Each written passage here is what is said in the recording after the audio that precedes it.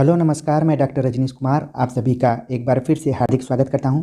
आज के video lecture में हम चर्चा करेंगे यूजीसी एनटीए नेट की आगामी 26 दिसंबर को होने वाले परीक्षा के दृष्टिकोण से उसके सिलेबस के ऊपर, ताकि आपकी जो भी अभी तक की तैयारी हुई हो वो एक रिवीजन के थ्रू कंप्लीट की जा सके। हालांकि मैंने सिलेबस से संबंधित महीनों से बहुत सारे वीडियोज़ अपलोड किए थे। उम्मीद है कि जो लोग मुझसे जुड़े रहे होंगे ज़रूर उन सभी वीडियोज़ को देखे होंगे। फिर भी एक प्रतियोगी छात्र होने की वजह से, या फिर जब भी मैं यूजीसी एनटीए नेट की परीक्षाओं को दिया करता था, तो इस चीज़ को अनुभूत करता हूँ कि किसी भी परीक्षार्थी को कितना भी समय दे दिया जाए, लेकिन उसके पास हमेशा समय का अभाव बना रहता है। हमेशा लगता है कि पाठ्यक्रम कंप्लीट नहीं हुआ है, लेकिन सत्य बात तो यह है कि एक न एक दिन एग्ज़ाम होना ही है। तो अब ज़्यादा समय नहीं बचा हुआ है, इसीलिए हमने सोचा कि पाठ्यक्रम पर एक ऐसा लेक्चर तैयार किया जाए ताकि कम समय में पाठ्यक्रम से भी परिचय हो जाए और जो भी महत्वपूर्ण चीज़ें हैं वो एक बार रिकॉल हो जाएं। तो उसी प्रयास में हम चल रहे हैं। बात करते हैं इकाई 1 के अंतर्गत हिंदी भाषा और उसका विकास। जो इकाई 1 का टॉपिक है उसके अंतर्गत है हिंदी के ऐतिहासिक पृष्ठभूमि। जब हम हिंदी की ऐतिहासिक पृष्ठभूमि पर चर्चा करते हैं तो प्राचीन भारतीय आर्य भाषाएं, जिसका कि वर्गीकरण किया गया है, समय अवधि निर्धारित की गई है 2000 ईसा पूर्व से 500 ईसा पूर्व के बीच में। इस प्राचीन भारतीय आर्य भाषा के अंतर्गत वैदिक संस्कृत, जिसका कि समय है 2000 ईसा पूर्व से 800 ईसा पूर्व। दूसरा जो खंड है लौकिक संस्कृत, जिसको कि सही मायने में संस्कृत कहा जाता है। इसका समय है 800 ईसा पूर्व से 500 ईसा पूर्व के बीच में। तो इस तरीके से हमने प्राचीन भारतीय आर्य भाषा के अंतर्गत दो भाषाओं को देखा, वैदिक संस्कृत और लौकिक संस्कृत। जिस संस्कृत को हम अभी तक पढ़ते हैं वो लौकिक संस्कृत के अंतर्गत यानी संस्कृत भाषा के अंतर्गत आती है। बाकी जो वैदिक संस्कृत है ये कहा जाता है कि इसमें वेदों की जो रचना हुई है वो वैदिक संस्कृति में। बाकी आप रामायण पढ़े होंगे, कालिदास के जितने भी ग्रंथ हैं वो संस्कृत के अंतर्गत आते हैं। मध्यकालीन भारतीय आर्य भाषा, जिसका कि समय निर्धारित किया गया है 500 ईसा पूर्व से लेकर 1000 ईस्वी के बीच।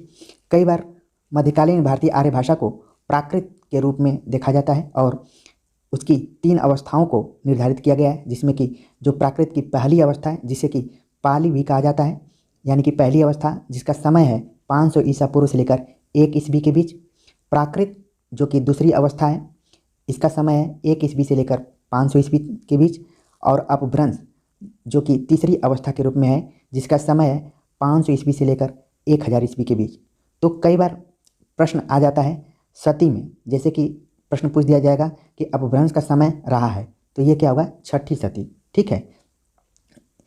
अब कई बार सवाल आया है डीएसएसबी में, इस तरीके से सवाल एक बार पूछा जा चुका है कि अपभ्रंश का समय कब से कब निर्धारित किया गया है। बाकी जब आचार्य रामचंद्र शुक्ल का हिंदी साहित्य का इतिहास आप पढ़े होंगे तो उन्होंने लिखा है कि प्राकृत के अंतिम अपभ्रंश अवस्था से हिंदी साहित्य का आविर्भाव माना जाना चाहिए। तो उम्मीद है कि मध्यकालीन भारतीय आर्य भाषा के अंतर्गत जो ये 3 भाषाएं हैं वे आपको समझ में आ गई होंगी। पाली का प्रयोग महात्मा बुद्ध ने अपने उपदेशों को प्रचारित प्रसारित करने के लिए किया था, जबकि प्राकृत के लिए महावीर स्वामी ने प्रयोग किया था। ठीक है। अपभ्रंश और प्राकृत के कई भेद किए गए। प्राकृत के कुल 5 भेद हैं, जबकि अपभ्रंश के 7 भेद किए गए थे। ठीक है, ये भी परीक्षा के दृष्टिकोण से इंपॉर्टेंट है। लेकिन मुख्य रूप से देखा जाए कि शौरसेनी अपभ्रंश के अंतर्गत राजस्थानी और हिंदी को रखा जाता है। कई बार एग्जाम में पूछा जाता है कि हिंदी का विकास किस अपभ्रंश से हुआ है, तो शौरसेनी अपभ्रंश इसका सही जवाब होगा। इसके अलावा अर्धमागधी, जिसमें कि पूर्वी हिंदी आती है, मागधी जिसमें कि बिहारी हिंदी है। तो इस तरीके से हमने हिंदी की ऐतिहासिक पृष्ठभूमि को देखा। अब हम देखते हैं कि अपभ्रंश और उसकी विशेषताएं क्या है, या फिर उनकी विशेषताएं। अपभ्रंश को उकार बहुला भाषा कहा गया है। कई बार एग्जाम में पूछा गया कि अपभ्रंश का जो नेचर है वो किस तरीके का है, तो वो है उकार बहुला, यानी कि जितने भी शब्द यूज होते हैं उसमें हमेशा उसका अंत ऊ से होता है। ठीक है।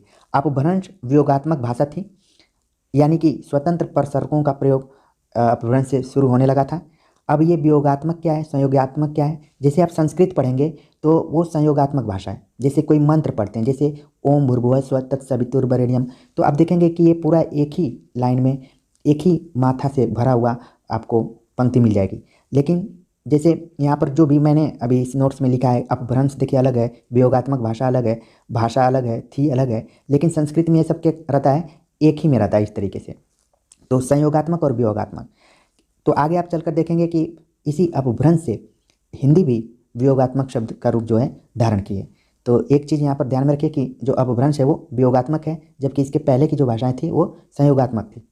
अपभ्रंश में दो वचन हैं और दो लिंग मिलते हैं, यानी कि एक वचन और बहुवचन, पुल्लिंग और स्त्रीलिंग। उदय नारायण तिवारी जिन्होंने कि हिंदी का उद्भव एवं विकास नाम से पुस्तक लिखा है, वो भी कई बार एग्जाम में पूछी जाती है, तो उसको भी ध्यान में रखिए। उदय नारायण तिवारी ने अपभ्रंश की 40 ध्वनियों को माना है, जिसमें कि 10 स्वर हैं और 30 व्यंजन हैं। अपभ्रंश का पहला प्रयोग कहाँ पर मिलता है, ये भी कई बार एग्जाम में पूछा गया सवाल। तो महाभाष्य यानी कि पतंजलि के महाभाष्य में अपभ्रंश का सबसे पहला प्रयोग मिलता है। अगला टॉपिक है आपके सिलेबस में कि अपभ्रंश, अवहट और पुरानी हिंदी का संबंध बताइए। ठीक है, तो अवहट अपभ्रंश का परवर्ती रूप है। अवहट को सुनीति कुमार चटर्जी ने यह माना कि अपभ्रंश और आधुनिक भारतीय आर्य भाषाओं के बीच की कड़ी माना जाता है। जो अवहट है वो अपभ्रंश और आधुनिक भारतीय आर्य भाषाओं के बीच की कड़ी है, ऐसा मानना है सुनीति कुमार चटर्जी का।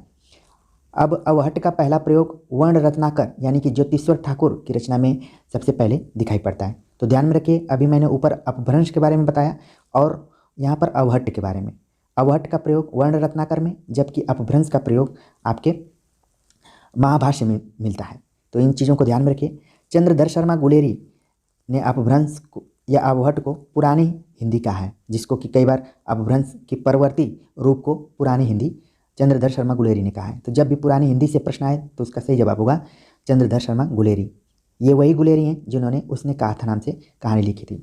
अपभ्रंश पर नामवर सिंह ने बहुत काम किया है। इन्होंने लिखा एक पुस्तक का नाम है हिंदी भाषा के योग में अपभ्रंश का योगदान। ठीक है, तो इन्होंने विचार करते हुए अपभ्रंश को कुल 2 भागों में बांटा है, पूर्वी और पश्चिमी। ये प्रश्न आ चुका है HPPSC Haryana public service commission में एक बार ये प्रश्न आया हुआ है। UGC NTA नेट में भी आ सकता है, क्योंकि इस परीक्षा में मैं खुद प्रतियोगी छात्र था तो मुझे पूरा याद है। तो इस तरीके से हमने अवहट, अपभ्रंश और पुरानी हिंदी के संबंधों को देख लिया। ऑब्जेक्टिव तौर पे हम जल्दी जल्दी सिलेबस को कवर करने की कोशिश कर रहे हैं और कोशिश ये है कि जो मेन पॉइंट है उसको बताया जाए। अगर आधुनिक भारतीय आर्य भाषाएं और उनका वर्गीकरण पर विचार करें तो आधुनिक आर्य भाषाएं जिनका कि विकास अब सौरसेनी अपभ्रंश से माना जाता है। ठीक, सौरसेनी अपभ्रंश। आधुनिक भारतीय आर्य भाषाओं का वर्गीकरण सर्वप्रथम हार्नले नामक व्यक्ति ने किया था सन 1880 ईस्वी में। ठीक, इन्होंने इसका 4 भागों में विभाजन किया, पूर्वी गौंडियन, पश्चिमी गौंडियन, उत्तरी गौंडियन और दक्षिणी गौंडियन। तो मैंने आखिरी में ही केवल गौंडियन रखा है, बाकी आप ध्यान में रखिए कि आधुनिक भारतीय आर्य भाषाओं का वर्गीकरण करते हुए हार्नले ने 4 भागों में बांटा, पूर्वी, पश्चिमी, उत्तरी, दक्षिणी, यानी कि जो चारों दिशाएं हैं उसके हिसाब से ही इन्होंने आधुनिक भारतीय आर्य भाषाओं का वर्गीकरण कर दिया। और काफ़ी इंपॉर्टेंट ये फैक्ट था, अभी हाल ही में UP हायर एजुकेशन एग्जाम हुआ था, उसमें ये प्रश्न आ चुका है। हार्नले के अलावा ग्रियर्सन ने विभाजन किया 3 भागों में। उन्होंने रखा बाहरी, मध्य, भीतरी उपशाखा। सुनीति कुमार चटर्जी ने इसको 5 भागों में बांटा, उदीच्य, प्रतीच्य, मध्य, दक्षिणात्य। धीरेन्द्र वर्मा ने भी सुनीति कुमार चटर्जी का ही अनुसरण किया है। भोलानाथ तिवारी ने विभाजन तो 5 भागों में किया है, लेकिन उन्होंने सौरसेनी, मागधी, अर्धमागधी, महाराष्ट्री और ब्राचड़ नाम दिया है इसका। तो जो ज़्यादा आप देखते होंगे प्रचलित है वो किसका है, भोलानाथ तिवारी का है। हरदेव बहारी ने भी इसका वर्गीकरण किया, जिन्होंने कि 2 भागों में बांटा है, हिंदी वर्ग और हिंदीतर वर्ग, यानी कि हिंदी के इतर। तो इस तरीके से जब भी आधुनिक भारतीय आर्य भाषाओं की चर्चा की जाए और उनके वर्गीकरण पर बातचीत किया जाए तो ये सारे फैक्ट्स आपके दिमाग में आने चाहिए।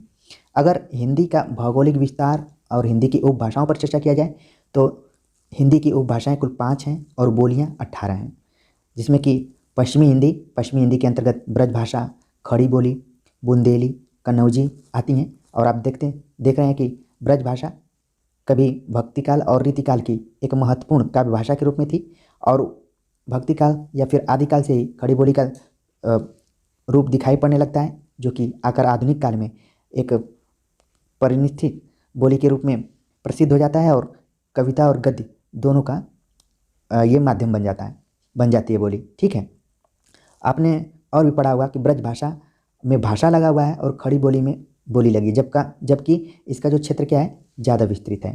तो जब आप रामस्वरूप चतुर्वेदी का हिंदी साहित्य का जो इतिहास है वो पढ़ेंगे आप, तो उसमें ब्रजभाषा बनाम खड़ी बोली का डिबेट पूरा दिया गया है।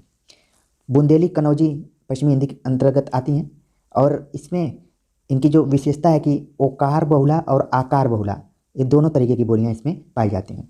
अगर पूर्वी हिंदी की चर्चा करें तो इसमें अवधी, बघेली और छत्तीसगढ़ी बोलियां शामिल हैं, जिनको कि ABC से आप याद कर सकते हैं। राजस्थानी हिंदी में मारवाड़ी, मेवाती, मालवी, जयपुरी या उसी का दूसरा नाम है ढूंढाड़ी, ये सारी बोलियां आती हैं। बिहारी हिंदी में भोजपुरी, मगही और मैथिली। तो आप देखते रहे हैं कि आदिकाल में जो विद्यापति थे वो मैथिली भाषा का प्रयोग कर रहे थे, खासतौर से जब पदावली की उन्होंने रचना की। ठीक है, और पहाड़ी हिंदी के बारे में चर्चा करें तो कुमायूनी और गढ़वाली। तो हिंदी का भौगोलिक विस्तार की जब बात कही जाए तो आपके दिमाग में ये सारे पॉइंट्स आने चाहिए, क्योंकि एक दिन मैंने वीडियो बनाया था तो सिलेबस के बारे में चर्चा किया था और मैंने कहा था कि जब भी आप सिलेबस खोलिए तो टॉपिक जो भी हैं उन टॉपिक्स के अंतर्गत जो आपको पढ़ना है वो आपके दिमाग में धीरे धीरे उतरना शुरू हो जाए। तो उसी का एक प्रयास है यहाँ पर कि किस तरीके से आप जब भी किसी भी एग्ज़ाम की तैयारी करें तो उसके सिलेबस को अपने दिमाग में बैठाकर और उसके जो पॉइंट्स हैं उनको भी दिमाग में रखें। अगला आपका जो टॉपिक है कि खड़ी बोली, ब्रज भाषा और अवधि की विशेषताएं। तो खड़ी बोली, इसका दूसरा नाम कौरवी है। खड़ी बोली की विशेषताओं पर अगर चर्चा करें तो शब्दों का आकारांत होना इसकी एक विशेषता है, जैसे कि आड़ा, खोट्टा, लोट्टा आदि। खड़ी बोली जो कि दिल्ली के आसपास मेरठ, सहारनपुर के जो इलाके हैं वहाँ पर बोली जाती है, और ख़ास तौर से जब यूपी बिहार के लोग जाते हैं तो वहाँ जाकर हरियाणवी और जो खड़ी बोली है इनका जो समावेश है उसको ग्रहण करते हैं, और जब वापस घर पर आते हैं तो समझ में ही नहीं आता है कि वो इसी एरिया के थे, भोजपुरी क्षेत्र के थे कि कहाँ के थे। इसी तरीके से जब कोई महाराष्ट्र जाता है तो कुछ कुछ उसके ऊपर मराठी का भी प्रभाव दिखाई पड़ने लगता है। तो आगे हम जब संपर्क भाषा इन सारी चीज़ों के बारे में चर्चा करेंगे तो इसका जिक्र होगा। यहाँ पर आप ध्यान में रखें कि खड़ी बोली का दूसरा नाम कौरवी है और इसके शब्दों में क्या है, आकारांत है, यानी कि आ से अंत हो रहा है। तो आप देख रहे हैं जो भी उदाहरण दिए गए हैं इसमें आकारांत है। व्यंजन द्वित्व की प्रवृत्ति इसमें पाई जाती है, जैसे कि बेटा, बापू, ऊपर, गड्डी। ठीक है, तो क्या है इसमें डबल ड आ रहा है, डबल प आ रहा है, डबल ट आ रहा है, तो क्या है व्यंजन द्वित्व की प्रधानता है इसमें। खड़ी बोली में न के स्थान पर ड़ का प्रयोग होता है, जैसे खाड़ा, जाड़ा, राड़ी, अपड़ा। ठीक है, तो इस तरीके से प्रयोग होता है। खड़ी बोली के कुछ विशिष्ट अव्यय भी हैं उनको व्यक्त करने के लिए, जैसे कद को कब, जद, जबे, इब, अब। ठीक है, कदी, कभी, इस तरीके के शब्द भी प्रयुक्त होते हैं। खड़ी बोली में प्रयुक्त कुछ सर्वनाम हैं, जैसे कि मुझ को मुझ बोलेगा कोई, हमारा को म्हारा। ठीक है, थारा तुम्हारा, कुछ को कुछ, कौन को कौन। इस तरीके के भी कुछ शब्द हैं, यानी कि जो सर्वनाम हैं। तो ये तो खड़ी बोली की विशेषता हो गई। अब ब्रज भाषा के बारे में चर्चा करें तो ब्रज भाषा में अवकारांत की प्रवृत्ति है, यानी कि जितने भी शब्द होते हैं वो अव से उनका अंत होता है, जैसे आयव, गयव, खायव। ठीक है, बुरव, अच्छव। ये सब इसलिए जानना जरूरी है कि परीक्षा में हो सकता है कि एक वाक्य दे दिया जाए और या फिर कुछ शब्दों को, चुनिंदा शब्दों को 4-5 को रख दिया जाए और पूछा जाए कि ये किस भाषा के शब्द हैं, क्योंकि बदल रहा है पैटर्न। तो आप रटी रटाई चीज़ें कितना बार कोई पूछेगा, तो कुछ न कुछ नया उसमें वेरिएशन आ सकता है। तो ये जब तक आप विशेषताओं को नहीं जानेंगे ठीक से प्रश्न को नहीं हल कर पाएंगे। तो ब्रज भाषा में अवकारांत की प्रवृत्ति है। उत्तम पुरुष एकवचन में हाव का प्रयोग होता है, जैसे कि मैं के लिए है तो उदाहरण के लिए कि मैं नहीं जाता, तो वहाँ पर बोला जाएगा हाव ना जातू। ठीक है, क्यों के स्थान पर चौं का प्रयोग ब्रजभाषा में होता है, जैसे तुम क्यों नहीं आए, तो इसका हो जाएगा तुम चौं ना आए। तो जो भी ब्रजभाषा क्षेत्र के लोग हैं या फिर खड़ी बोली के इलाके के हैं तो वो इन चीज़ों को और ईजिली समझ रहे होंगे। भूतकाल की सहायक क्रिया के लिए हो, ही, हे का प्रयोग होता है, जैसे कि वह जाता था तो बू जातो हो। इस तरीके के शब्द वाक्य बनते हैं। भविष्य काल की क्रियाओं में ग वाले रूप चलते हैं, जैसे खाएंगे, जागे, इस तरीके से। संख्यावाचक विशेषण भी विशिष्ट हैं, जैसे कि एकु, द्वय, तीनी, चारि।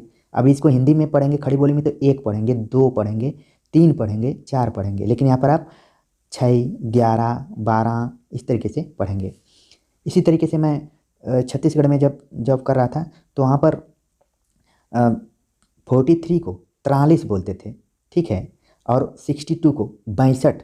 तो मुझे थोड़ा सा वहाँ पर अटपटा टाइप का लगता था, लेकिन धीरे धीरे मुझे लगा कि यहाँ के जो भी प्रचलित शब्दावलियाँ हैं उनको भी समझना चाहिए, सीखना चाहिए, ठीक है। तो ये सब क्षेत्रीय प्रभाव हैं और यही विशेषताएं बनकर उभर कर सामने आ जाते हैं। अब हम चर्चा कर रहे हैं अवधि पर। अवधि की विशेषताओं के बारे में पढ़ना है। अवधि में ऐ का उच्चारण ऐ और औ का उच्चारण औ के रूप में होता है। तो अवधि भी आप जानते हैं कि इसमें 2 बड़े महाकाव्य लिखे गए, रामचरितमानस और पद्मावत। तो ज़्यादा आप इससे अजनबी नहीं होंगे, तुरंत शब्दों को पकड़ लेंगे। कई लोगों को तो रामचरितमानस के दोहे, चौपाइयाँ ये सब याद रहती हैं, यहाँ तक कि नागमती वियोग खंड भी कई लोगों को याद रहता है, तो ज़्यादा इसमें दिक्कत नहीं होगी। तो जब भी अवधि का कोई भी पद आपको दे दिया जाएगा आप तुरंत उसको पकड़ लेंगे। फिर भी आप इन विशेषताओं को ध्यान में रखिए कि ऐ का ऐ और औ का औ हो जाता है। हो सकता है कि परीक्षा में ऐसे भी पूछ लिया जाए कि ऐ का ऐ और औ का औ किस भाषा में होता है, तो सही जवाब होगा अवधि में। अवधि भाषा के कुछ ध्वनि परिवर्तन होते हैं, जैसे अड़क का न हो जाता है, ठीक है, जैसे गुण का गुण हो गया, य का ज हो जाता है, जैसे योग का जोग हो जाता है, ठीक है। तो आपने पढ़ा होगा कि आयो घोष बड़ो व्यापारी, तो वहाँ पर जोग सिखावन, योग नहीं बोला जाता है, जोग, ठीक है। और फिर क का ग हो जाता है, जैसे कि भक्त का भगत, और ल का र हो जाता है, जैसे अंजलि का अंजुरी।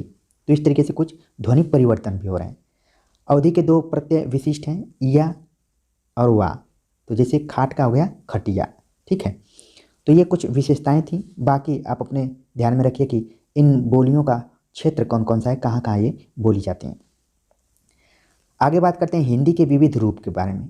तो पहला आपका टॉपिक हिंदी दिया गया था, तो ये इसे सारे आप लोग परिचित ही हैं।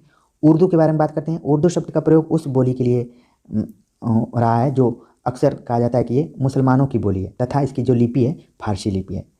तो बस अंतर आप यहाँ पर ध्यान दीजिए कि ये उर्दू जो है वो फारसी लिपि में लिखी जाती है, जबकि जो हिंदी है वो देवनागरी लिपि में लिखी जाती है। ये खास अंतर।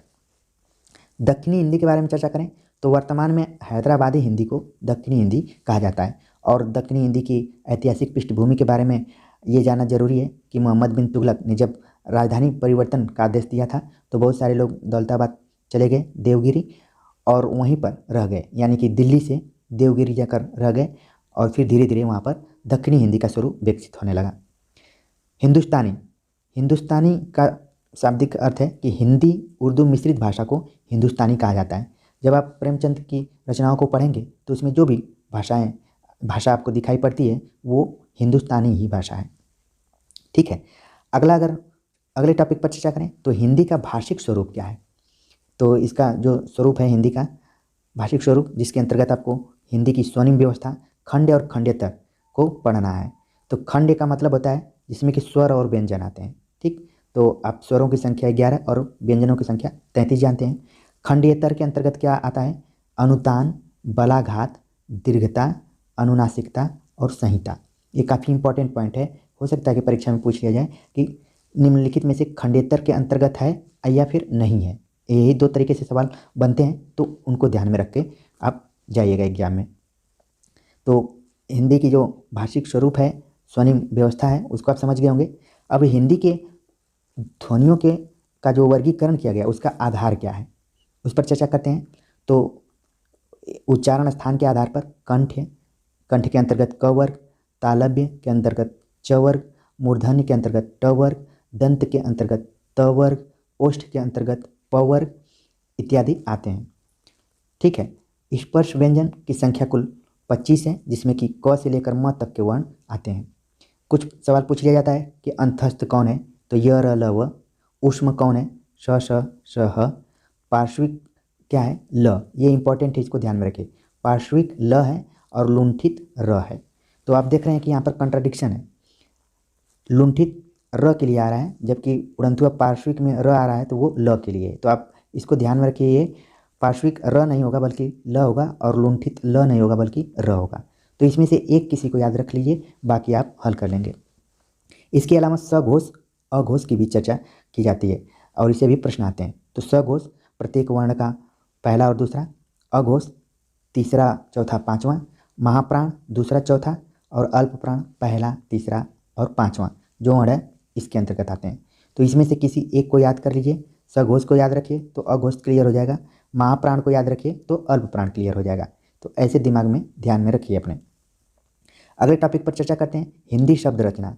तो आपको हिंदी शब्द रचना के अंतर्गत पढ़ना है उपसर्ग। उपसर्ग का मतलब होता है कि ऐसे शब्द जो किसी शब्द के पहले आकर लग जाते हैं, ठीक है, और प्रत्यय जो शब्द के अंत में आकर लगते हैं। तो उपसर्ग प्रत्यय बचपन से ही पढ़ते आ रहे हैं तो कोई दिक्कत नहीं है। समास, समास का जो शाब्दिक अर्थ है कि दो या अधिक शब्दों का परस्पर संबंध, तो इसको भी आप पहले से ही पढ़ते आ रहे हैं। 6 प्रकार के समास बताए गए हैं, कई किताबों में 4 भी लिखा हुआ है, लेकिन सही मायने में इसको अभी 6 ही आप अपने दिमाग में रखिए। हिंदी की रूप रचना के बारे में चर्चा करें तो कैसे निर्धारित होती है। लिंग, तो 2 लिंग पाए जाते हैं, पुल्लिंग स्त्रीलिंग। वचन, एक वचन बहुवचन।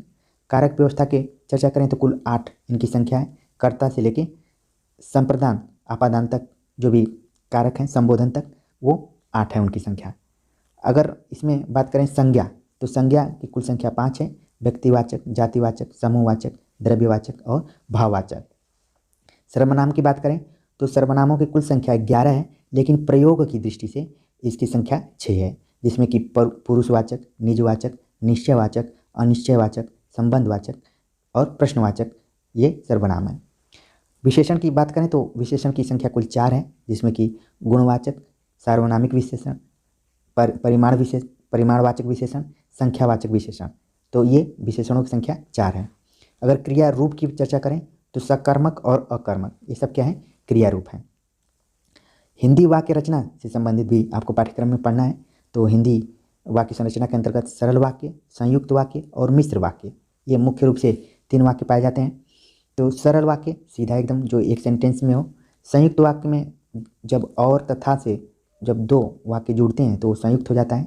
मिश्र वाक्य में कई बार इसको पकड़ने के लिए एक वाक्य रहता है, एक दूसरा उपवाक्य रहता है, जिसको कि, यदि, इन शब्दों से लगाकर जोड़ा जाता है, तो ये मिश्र वाक्य बन जाता है। तो परीक्षाओं में इससे भी कई सवाल आए हुए हैं, तो ध्यान में रखिए इसको।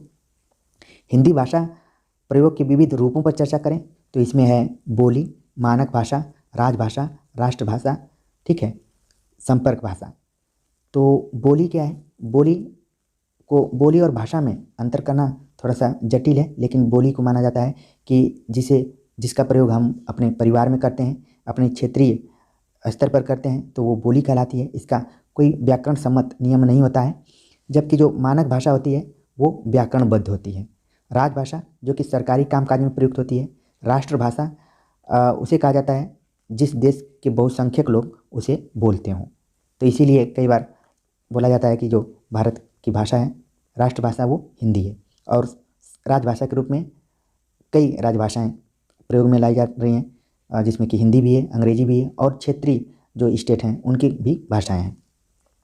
संपर्क भाषा, संपर्क भाषा का मतलब है कि जब 2 अलग अलग भाषाओं को जानने वाले लोग हों और उनको कोई एक ऐसी भाषा हो जो कि आपस में जोड़ रही हो, तो वो लिंक भाषा यानी कि संपर्क भाषा के अंतर्गत आती है।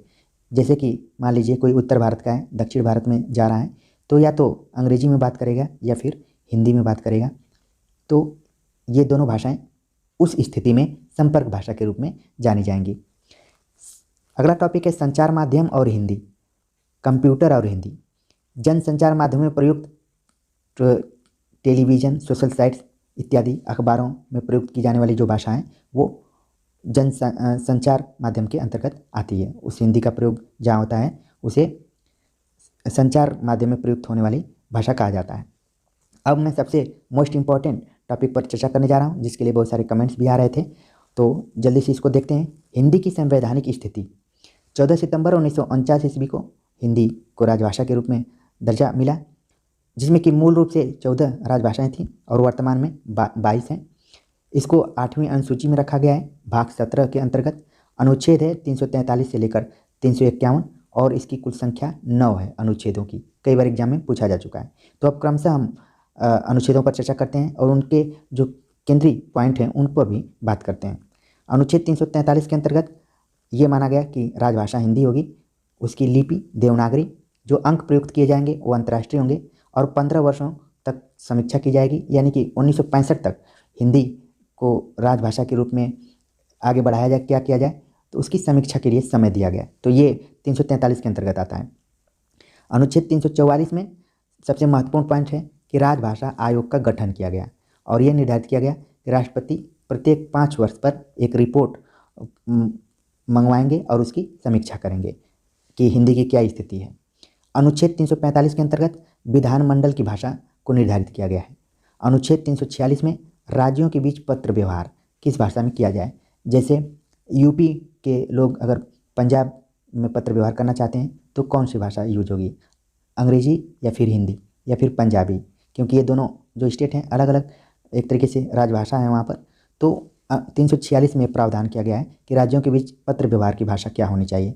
347 अनुच्छेद 347 में दूसरी राजभाषा को मान्यता, यानी कि कोई स्टेट है वहाँ की बहुसंख्यक जनता दूसरी भाषा को चाह रही है कि ये भाषा राजभाषा होनी चाहिए, तो इसका प्रावधान किया गया अनुच्छेद 347 में। जैसे उत्तर प्रदेश का मैं उदाहरण दूं तो यहाँ पर हिंदी तो है ही, इसके अलावा उर्दू भी राजभाषा के रूप में है। इसी तरीके से उत्तराखंड या फिर जो भी अलग अलग स्टेट्स हैं वहाँ पर कई स्टेट्स में दो दो राजभाषाएँ हैं। ठीक है। 348वें अनुच्छेद के अंतर्गत ये चर्चा की गई है कि उच्चतम न्यायालय और उच्च न्यायालय की कार्यवाही में अंग्रेजी भाषा का प्रयोग होगा। ठीक, हालांकि कई जगह इस पर सवाल भी उठे हैं, लोग अपने मातृभाषा या फिर जिस भाषा में वो समझते हैं उसमें जो भी निर्णय लिए गए जानना चाहते हैं, लेकिन संविधान में बात कही गई कि उच्चतम और उच्च न्यायालय की कार्यवाही में अंग्रेजी भाषा का प्रयोग होगा। अनुच्छेद 349 में राजभाषा आयोग और भाषा समिति की रिपोर्ट पर राष्ट्रपति विचार करेंगे, ये प्रावधान किया गया है। अनुच्छेद 350 दो मायनों में काफ़ी इंपॉर्टेंट है। पहला है कि अल्पसंख्यकों के लिए मातृभाषा का प्रावधान और दूसरा है कि भाषाई अल्पसंख्यकों की भाषाई हितों की रक्षा। तो जब भी अल्पसंख्यकों से संबंधित प्रश्न आए तो तुरंत 350 अनुच्छेद को आप ध्यान में रखिए। और आखिरी अनुच्छेद यानी कि 351 में ये बात कही गई कि हिंदी भाषा का प्रचार प्रसार किया जाएगा। इस अनुच्छेद के अंतर्गत ये एक तरीके से प्रण लिया गया। तो उम्मीद है कि हिंदी की जो संवैधानिक स्थिति रही वो आप समझ गए होंगे। अब आगे चर्चा करते हैं देवनागरी लिपि के ऊपर, जिसमें कि इसकी विशेषताओं और मानकीकरण पर हम बात करेंगे। ब्राह्मी लिपि की उत्तरी शाखा से देवनागरी लिपि का विकास हुआ है। अगर विकास क्रम की दृष्टि से देखें तो पहले खरोष्टी, फिर ब्राह्मी, फिर गुप्त, फिर कुटिल, फिर देवनागरी, फिर शारदा लिपि आती हैं। तो ये कई बार क्रम पूछ लिया जाता है, यहाँ पर टाइप करने में थोड़ा सा गड़बड़ी हुई है। खरोष्टी को पहले रखिए, फिर ब्राह्मी, ठीक है, फिर गुप्त, कुटिल, देवनागरी, शारदा, ये इसका विकास क्रम है। देवनागरी लिपि अक्षरिक लिपि है, कई बार एग्जाम में पूछ लिया जाता है और यह एक ऐसी लिपि है कि एक वर्ण के लिए एक ध्वनि का इसमें प्रयोग किया जाता है। इसका वर्णमाला वर्णक्रम वैज्ञानिक है। इसमें कुल 11 स्वर और 33 व्यंजन हैं। देवनागरी लिपि के विकास को लेकर कई लोगों ने काम किया, जिसमें कि तिलक, सावरकर, श्रीनिवास, कलेलकर, आचार्य नरेंद्र देव, जो कि उत्तर प्रदेश सरकार द्वारा इनको नियुक्त किया गया था। नागरी लिपि सुधार, ये कई बार एग्जाम में पूछा जाता है, तो इसको ध्यान में रखिए आप। तो इस तरीके से हमने इकाई 1 के अंतर्गत हिंदी भाषा और उसका विकास में कई पॉइंट्स को देखा। उम्मीद है कि अब आपका रिवीजन भी हो गया होगा और कुछ नई चीज़ें भी पता चली होंगी और सिलेबस में क्या क्या पढ़ना था वो भी पता चल गया होगा। अब हम बात करते हैं इकाई 2 के अंतर्गत। इकाई 2 में है पूरा हिंदी साहित्य का इतिहास। ठीक है, इसके अंतर्गत हिंदी साहित्य इतिहास दर्शन टॉपिक में हमें पढ़ना है। तो हिंदी साहित्य का इतिहास दर्शन, पहले पुस्तक का नाम है नलिन विलोचन शर्मा, इसको ध्यान में रखिए, कई बार एग्जाम में पूछा जा चुका है। साहित्य और इतिहास दृष्टि, मैनेजर पांडे की बुक भी कई बार परीक्षा में पूछी गई है। इतिहास क्या है, ईएचकार इसके लेखक हैं, इस किताब को आप ध्यान में रखिए। और ईएचकार ने लिखा कि इतिहास क्या है कि अतीत की घटनाओं को क्रमबद्धता देकर कारण और प्रभाव के क्रम में रखना ही इतिहास है। अमूमन हम जब कक्षाओं में रहते हैं, जब भी कोई परिभाषा पूछी जाती है तो क्लास सन्नाटे में आ जाता है। जैसे कि विज्ञान किसे कहते हैं, आप अपने बचपन के दिनों को याद कीजिए, या फिर कोई भी पारिभाषिक चीज़ पूछी जाती थी तो बड़ी सन्नाटा हो जाती थी वहाँ पर। वैसे ही इतिहास का भी कई बार की परिभाषा पूछी जाती थी कि इतिहास किसे कहा जाता है। तो यहाँ पर ईएचकार देख रहे हैं कि अलग तरीके से बता रहे हैं कि अतीत की घटनाओं को क्रमबद्धता देकर कारण और प्रभाव के क्रम में रखना ही इतिहास है। तो कोटेशन में भी आ सकता है। फ्रेंच विद्वान तेन, इनका नाम कई बार परीक्षाओं में आता है, इन्हें विधेयवाद से जोड़ा जाता है। और तेन ने 3 बातों पर विचार किया था, जाति, वातावरण और क्षण। ठीक है, ये जाति जिस जाति को लेकर कास्ट कहा जाता है वो नहीं है, ये होल नेशन के रूप में है। ठीक है, तो कई बार एग्जाम में तेन का जिक्र होता है और सवाल भी आ जाता है इनसे। तो इस तरीके से हिंदी साहित्य इतिहास दर्शन में बहुत ज़्यादा सवाल इस तरीके से नहीं आते हैं। कुछ किताबों का नाम पूछ लेता है, तो आप उस चीज़ को ध्यान में रखें, मैंने बता भी दिया। हिंदी साहित्य के इतिहास लेखन की पद्धतियाँ पर अगर चर्चा करें तो कई पद्धतियाँ हैं, जिसमें कि वर्णानुक्रम पद्धति गार्सद तासी, शिव सिंह सेंगर ने प्रयोग किया। और जब हिंदी साहित्य इतिहास लेखन की बात की जाए तो आप जानते हैं कि फ्रेंच में लिखा गया, तासी ने लिखा। ठीक है, 1839 ईस्वी में। इन सारी चीज़ों को आप फैक्चुअल रूप में याद भी कर लिए होंगे और टॉपिक के अनुसार ही मैं बता रहा हूँ। वर्णानुक्रम की जब चर्चा की जाए तो तासी और सिंह सेंगर का ग्रंथ आएगा। कालानुक्रम की जब बात की जाएगी तो ग्रियर्सन और मिश्र बंधुओं ने, क्योंकि ग्रियर्सन ने सबसे पहले काल विभाजन का प्रयास किया था, ये भी कई बार एग्जाम में पूछा जाता है। विधेयवादी पद्धति का प्रयोग किया रामचंद्र शुक्ल ने। वैज्ञानिक पद्धति का गणपति चंद्रगुप्त ने। नारीवादी पद्धति का प्रयोग किया सुमन राजे और निर्जा माधव ने। तो हमने एकदम लेटेस्ट इतिहासकारों तक बताने की कोशिश की है। उम्मीद है कि हिंदी साहित्य के इतिहास लेखन की पद्धतियाँ आपको समझ में आ गई होंगी कि कौन कौन सी पद्धतियाँ रही हैं और इससे कौन कौन लोग जुड़े रहे हैं। अगर हिंदी साहित्य का काल विभाजन और नामकरण के ऊपर चर्चा करें तो काल विभाजन का आधार क्या रहा है? कर्ता के आधार पर, प्रवृत्ति के आधार पर, विकासवादिता के आधार पर, सामाजिक तथा सांस्कृतिक घटनाओं के आधार पर इसका नामकरण किया गया है और काल विभाजन भी किया गया है। तो सामने लिखा भी गया है, कर्ता के आधार पर भारतेंदु, प्रवृत्ति भक्ति काल, अगर विकास के आधार पर बात करें तो आधुनिक काल, आदिकाल। ठीक है, अगर सांस्कृतिक घटनाओं या फिर सामाजिक घटनाओं पर चर्चा करें तो स्वातंत्र्योत्तर काल भी कई बार विभाजन का कारण बनता है। बाकी आचार्य रामचंद्र शुक्ल का वीरगाथा काल, पूर्व मध्यकाल, उत्तर मध्यकाल और गद्यकाल, ये सब आप जानते ही होंगे और उसकी समय सीमा को भी ध्यान में रखेंगे। आचार्य रामचंद्र शुक्ल ने कुल 900 वर्षों के इतिहास को अपने ग्रंथ में शामिल किया है और उसका विभाजन किया। अगर आदिकाल की विशेषताएं और साहित्यिक प्रवृत्तियों पर चर्चा करें जो कि आपके पाठ्यक्रम में दिया गया है, तो आदिकाल में ऐतिहासिकता का अभाव, वीर एवं श्रृंगार रस की प्रधानता, ठीक है, कल्पना की प्रचुरता, डिंगल पिंगल भाषा का प्रयोग। तो मैंने उन्हीं पॉइंट्स को उठाया है जिसके लिए आदिकाल ज़्यादा फेमस रहा है। तो डिंगल पिंगल, अब ये मैं नहीं कहूँगा कि रीतिकाल में, क्योंकि डिंगल पिंगल का प्रयोग आदिकाल में ही है। तो मैं भी पूछा जाए कि किस काल से संबंधित है तो आपका आंसर आदिकाल होगा।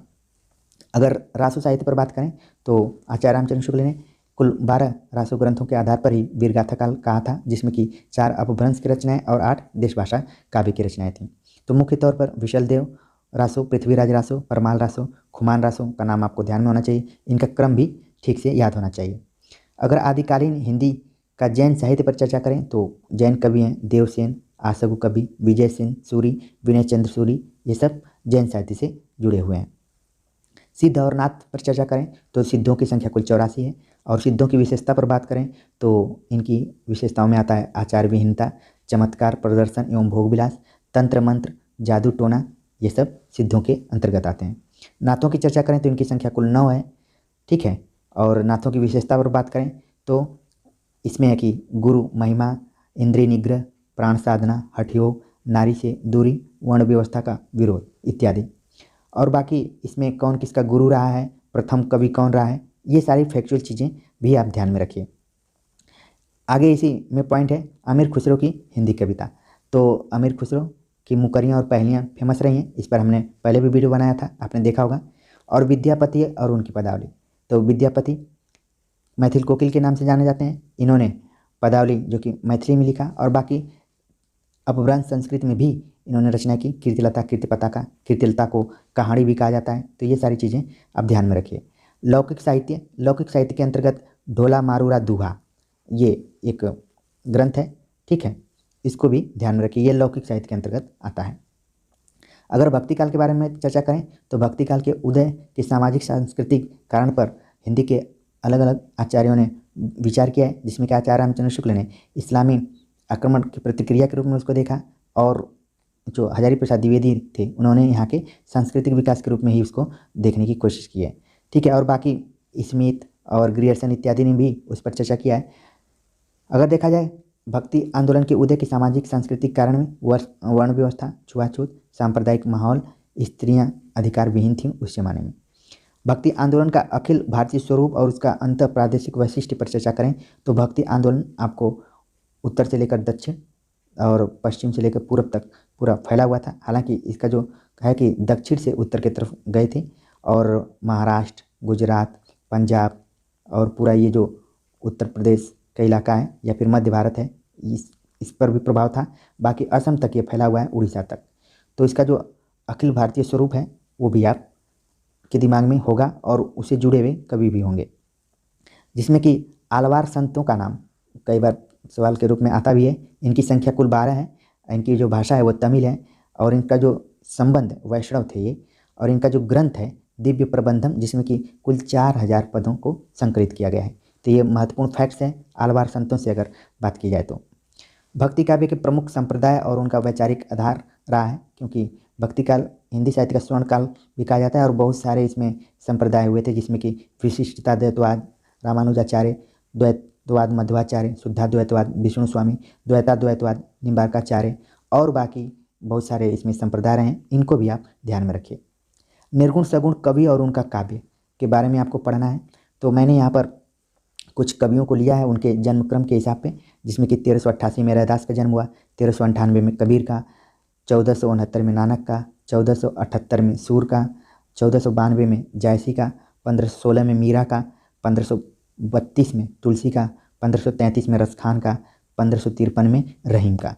तो कई बार कालक्रम भी पूछ लिया जाता है, तो ये आपके लिए फैक्ट सही रहेगा। अगर रीतिकाल पर चर्चा करें तो इसकी सामाजिक सांस्कृतिक पृष्ठभूमि को पढ़ना है। तो उस जमाने में सामंतवादी प्रवृत्ति का एकदम बोलबाला था और रीतिकाल को हिंदी साहित्य में भी थोड़ा उसी दृष्टिकोण से देखा जाता है।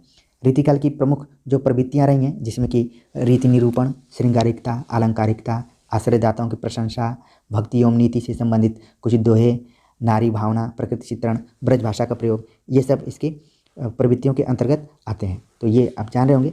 बाकी जो इसके 3 वर्ग किए हैं, वर्ग किया था आचार्य विश्वनाथ प्रसाद मिश्र ने, उनके आधार पर रीतिबद्ध, रीतिसिद्ध, रीतिमुक्त, ये 3 तरीके के कवि पाए जाते हैं। तो रीतिबद्ध में कुछ कवियों को के कालक्रम को मैंने लिया है, जिसमें कि केशव 1555 ईस्वी, चिंतामणि 1609, भूषण 1613, देव 1673 ईस्वी, भिखारीदास 1750 और पद्माकर 1753 ईस्वी में इनका जन्म काल है। ठीक है। रीति सिद्ध के अंतर्गत एक भी कवि का नाम आता है बिहारी, जिनका कि जन्म 1595 ईस्वी में हुआ। रीति मुक्त में घनानंद, बोधा, आलम ठाकुर, इन सारे लोगों का नाम आता है।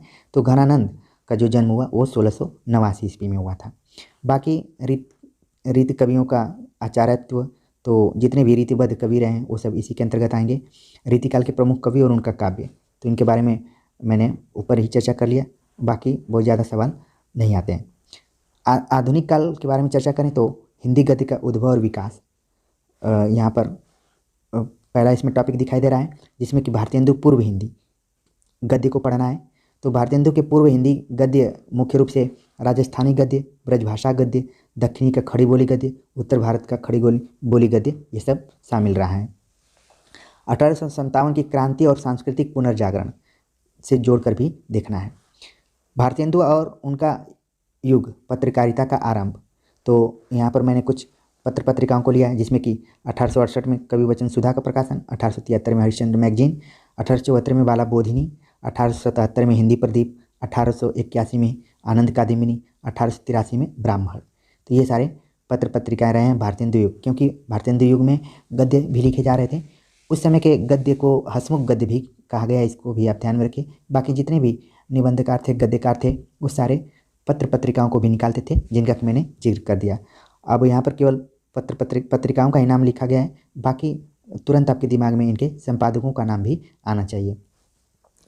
19वीं शताब्दी की हिंदी पत्रकारिता ये। फिर आधुनिकता की अवधारणा को पढ़ना है, जिसके अंतर्गत द्विवेदी युग, महावीर प्रसाद द्विवेदी और उनका युग। तो आप जानते हैं कि महावीर प्रसाद द्विवेदी के आने के बाद जो खड़ी बोली का विकास हुआ, कविता और गद्य दोनों के क्षेत्र में हुआ, और फिर इन्होंने सरस्वती पत्रिका का संपादन किया और लगभग 17-18 सालों तक सरस्वती पत्रिका का संपादन किया। और उस जमाने में इन्होंने जो खड़ी बोली का स्वरूप था पहले भारतेंदु युग से द्विवेदी युग में आकर और परिनिष्ठित कर दिया, उसको मानक बना दिया। आगे राष्ट्रीय काव्यधारा के प्रमुख कवियों के बारे में पढ़ना है, जिसमें कि माखनलाल चतुर्वेदी, सुभद्रा कुमारी चौहान, रामधारी सिंह दिनकर, ये लोग हैं। स्वच्छंदतावाद और उसके प्रमुख कवि, तो पिछले लेक्चर में मैंने पूरा चर्चा किया ये था, जिसमें कि श्रीधर पाठक, रामनरेश त्रिपाठी, इन लोगों का नाम आ जाता है। मुकुटधर पांडे, ठीक है, लोचन प्रसाद पांडे। छायावाद की विशेषताओं को पढ़ना है, तो चारों कवियों का नाम आपके दिमाग में होगा ही। ये टॉपिक्स इतना आपको कठिन नहीं है और नए भी नहीं है, ठीक है। हाँ, एक चीज़ ध्यान में रखना है कि जो वर्ष निर्धारित किया गया है वो सन 2000 ईस्वी तक का है, तो इसी के रेंज में आप पढ़िएगा।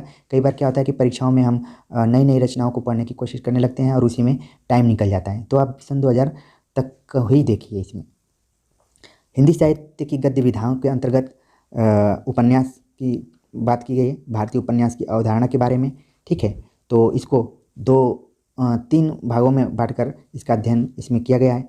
प्रेमचंद पूर्व उपन्यास, प्रेमचंद और उनका युग, प्रेमचंद के परवर्ती उपन्यास, और सन 2000 ईस्वी तक के, ठीक है। तो जब प्रेमचंद पूर्व उपन्यास की बात करें तो इसमें सुधारवादी, उपदेशात्मक, भारतीय सभ्यता एवं संस्कृति को ध्यान में रखकर बहुत सारे उपन्यास लिखे गए। मनोरंजनपूर्ण भी उपन्यास लिखे गए। सामाजिक, ऐतिहासिक, तिलस्मी, जासूसी और रहस्यमय, रोमांच की अय्यारी पर आधारित भी बहुत सारे उपन्यास लिखे गए हैं। फिर जब प्रेमचंद युग शुरू हुआ तो उसमें पहली बार सामान्य जनता की समस्याओं को विषय बनाया गया, राष्ट्रीय आंदोलन को भी शामिल किया गया और साहित्य को स्वाधीनता आंदोलन से जोड़ा गया। कृषक समस्या, जिसमें कि गोदान सबसे महत्वपूर्ण उदाहरण है, और जो भी स्त्री समस्याएं थीं, दलित समस्याएं थीं, उनको भी धीरे धीरे उपन्यासों में जगह मिलने लगी। प्रेमचंद के जो प्रवर्ती उपन्यासकार रहे हैं, यानी कि सन 2000 तक का देखा जाए तो बहुत सारा वेरिएशन आ गया। शुरुआत करते हैं मनोविश्लेषणवादी उपन्यास से। इलाचंद जोशी, जैनेन्द्र अज्ञे, इन लोगों का नाम आता है। मार्क्सवादी उपन्यासकारों में यशपाल, ठीक। आंचलिक उपन्यास में रेणु। शहरी मध्य वर्ग पर आधारित बहुत सारे उपन्यास लिखे गए। फिर आज़ादी के बाद शहर बनाम गांव का एक विवाद भी छिड़ा और कई जो रचनाकार थे वो गांव को केंद्र में रखकर रचनाएं किए, ठीक है। कईयों ने शहर के जो थे संत्रास, भय, अलगाव, अजनबीपन, इन सारी चीज़ों को भी ध्यान में रखकर लिखा। तो एक तरीके से धीरे धीरे विकास हुआ उपन्यास का। और बाकी स्वाधीनता मिलने के बाद जो सरकारी तंत्र थे, कहीं फेल हुए, कहीं विभाजन की त्रासदी हुई, इन सारी चीज़ों को लेकर भी बहुत सारे उपन्यास लिखे गए। इसी तरीके से उपन्यास की तरह ही कहानियों का भी कुछ विषय वस्तु रहा है और इसमें मेन पॉइंट्स हैं प्रमुख कहानी आंदोलन और प्रमुख कहानीकार। यहाँ से जरूर सवाल बनते हैं, इसको आप ध्यान में रखिएगा, क्योंकि आप देखेंगे कि नई कहानी या फिर कहानी आंदोलन में नाम उभर कर आता है मोहन राकेश, कमलेश्वर और राजेंद्र यादव का, ठीक है। मोहन राकेश, कमलेश्वर और राजेंद्र यादव का, और कहानी आंदोलन के ये नेतृत्वकर्ता माने जाते हैं। तो 1954 में नई कहानी की शुरुआत हुई। फिर अकहानी 1960 में, सचेतन कहानी, सहज कहानी, समानांतर कहानी, सक्रिय कहानी। तो इन कहानियों में आप केवल 6 वर्ष जोड़ देंगे तो इसका आपको ईयर पता चल जाएगा। जैसे मैं ये कहना चाह रहा हूँ कि सन 1954 में नई कहानी आई, फिर 1960 में अकहानी, जिसको कि समकालीन कहानी भी कहा जाता है। गंगा प्रसाद बिमल ने इसका प्रवर्तन किया। फिर सचेतन कहानी, ठीक है, सहज कहानी, समांतर कहानी 1972 में, सक्रिय कहानी। तो 6 वर्ष का ही इसमें अंतराल रहा है, तो इसको ध्यान में रखिए। बाकी हिंदी नाटक और रंगमंच विकास के चरण को पढ़ना है इसमें, जिसमें आपको भारतेंदु युग के जो नाटक रहे हैं, खासतौर से जब भारतेंदु युग में नाटक लिखे जा रहे थे तो कुछ मौलिक नाटक थे और कुछ अनुदित नाटक थे। कुछ बांग्ला से अनुदित हो रहे थे, कुछ संस्कृत से अनुदित हो रहे थे। फिर बाद में प्रसाद युग में प्रसाद ने नाटक को एक ऊंचाई दी और फिर वहाँ से नाटक वर्सेज रंगमंच का भी डिबेट शुरू हो गया कि नाटक को रंगमंच को ध्यान में रखकर लिखना चाहिए कि स्वतंत्र रूप से लिखना चाहिए। फिर प्रसादोत्तर युग में जैसे कि मोहन राकेश का नाम बहुत इज्जत से लिया जाता है, उन्होंने भी नाटक को ऊंचाई प्रदान की। तो ये जब भी नाटक का इतिहास लिखा जाएगा तो इन तीनों युगों को ध्यान में रखते हुए, तो आप इन तीनों युगों के जो फेमस कवि नाटककार रहे हैं उनका भी नाम और उनकी रचनाओं को ध्यान में रखिए। तो ये सब पढ़ना है। इसके अलावा हिंदी रंगमंच के विकास चरण हो गया। लोक रंगमंच नुक्कड़ नाटक, इसके बारे में पढ़ना है। हिंदी निबंध का उद्भव और विकास, हिंदी निबंध के प्रकार और प्रबंध प्रमुख निबंधकारों के बारे में पढ़ना है, तो जिसमें कि आप देखेंगे कि कुछ ऐसे निबंधकार रहे हैं जो कि आगे चलकर आलोचक के रूप में भी रहे। तो ये दोनों विधाएं आपस में थोड़ा सा मिक्स टाइप की भी हो जाती हैं। निबंध ही कई बार आलोचना का रूप धारण कर लेते हैं और जो आलोचना है वो निबंध का रूप धारण कर लेती है। इसके अलावा अन्य गद्य विधाओं के अंतर्गत आपको पढ़ना है रेखाचित्र, संस्मरण, यात्रा साहित्य, आत्मकथा, जीवनी, रिपोर्टाज, ये सब है। हिंदी का प्रवासी साहित्य, यानी कि जैसे कुछ साहित्यकार आपको मॉरिशस इत्यादि के मिल जाएंगे, जिसमें कि अनंत का नाम आ जाता है, रामदेव धुरंधर का नाम आता है। ठीक है, तो कुछ कुछ साहित्यकार हैं, उनको भी ध्यान में रखिए, एक आध सवाल इससे बन जाते हैं। अगली जो इकाई है काफ़ी इंपॉर्टेंट, साहित्य शास्त्र, इसको थोड़ा सा ध्यान में रखने की ज़रूरत है। साहित्य शास्त्र के अंतर्गत हम काव्य के लक्षणों पर विचार करें तो काव्य के कई लक्षण दिए गए हैं, खासतौर से संस्कृत काव्यशास्त्र के अनुसार, जिसमें कि शब्दार्थो सहितो काव्यम भामा का, ननु शब्दार्थो काव्यम रुद्रट का, काव्य शब्दयो गुणालंकार संस्कृतयो शब्दार्थयो वर्तते वामन का, शब्दार्थो सहितो वक्र कवि व्यापार शालिनी कुंतक का, तद्दोषौ शब्दार्थौ सगुणावलंकृति पुनः क्वापि मम्मट का। कई बार एग्जाम में पूछा जा चुका है, इसको ध्यान में रखिए। इसके अलावा है शब्दार्थ मयत्वमेव काव्यम लक्षणम आनंदवर्धन का। फिर राजशेखर का है गुणवदलंकृतंच वाक्यमेव काव्यम। ठीक है, शरीरम तावदिष्ठार्थ विवच्छिन्ना पदावली, ये दंडी का है, ये भी कई बार एग्जाम में पूछा जा चुका है।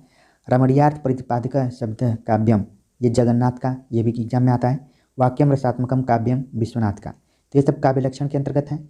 भूषण विनोन विराजय कविता वनितामित केशवदास का।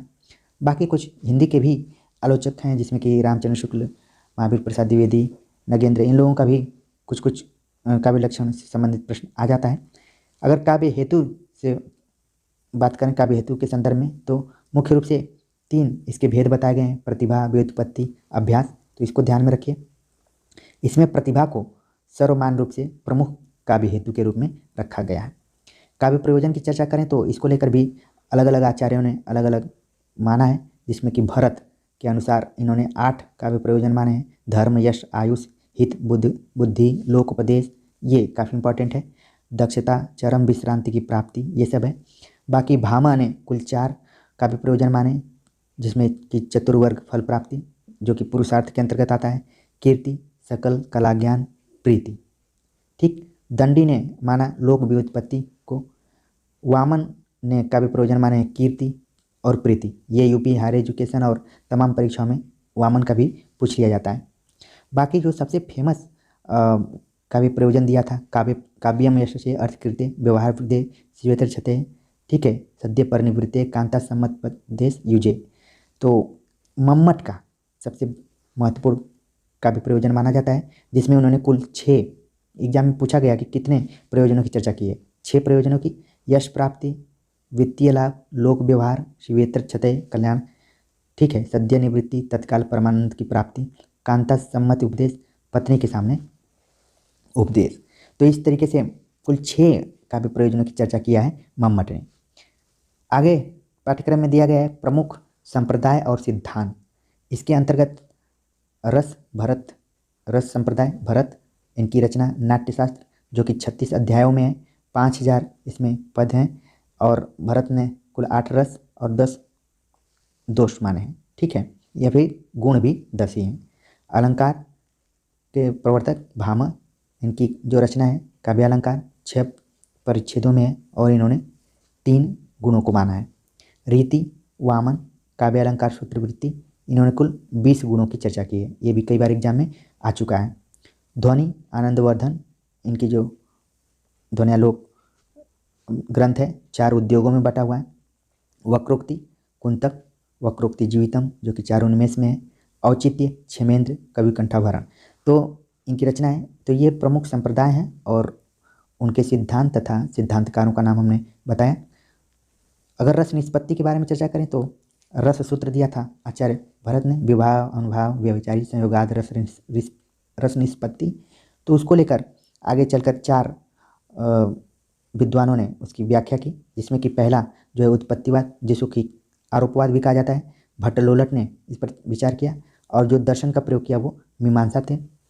अनुमिति, शंकुक न्याय दर्शन पर आधारित, भुक्तिवाद भट्टनायक सांख्य दर्शन पर आधारित, अभिव्यक्तिवाद अभिनवगुप्त शैव दर्शन पर आधारित। तो ये कुछ मोस्ट इंपॉर्टेंट सिद्धांत थे, कई बार परीक्षाओं में ये सब पूछे जा चुके हैं। उम्मीद है कि आपका भी रिवीजन हो रहा होगा।